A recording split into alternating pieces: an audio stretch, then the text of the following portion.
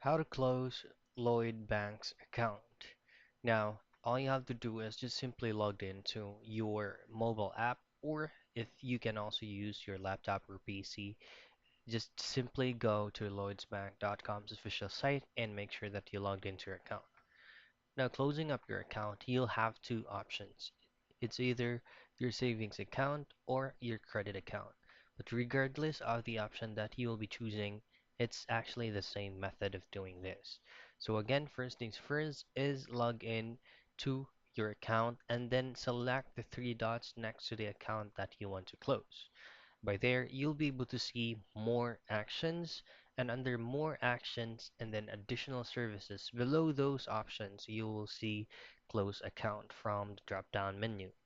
Now, if you have money left when you close your account, Lloyds Bank will ask you to which specific account that you would like those amounts or those remaining balance that you would like to be transferred with. So you just have to choose on necessary bank that you will be transferring the remaining balance from your Lloyds Bank for you to be able to successfully close the account. So those are only the steps, or those are the things that you only do for you to be able to successfully close your Lloyds Bank account.